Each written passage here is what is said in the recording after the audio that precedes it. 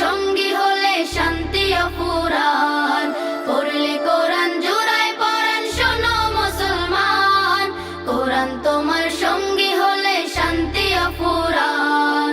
কাল হাসরে কোরআন যদি সঙ্গী তোমার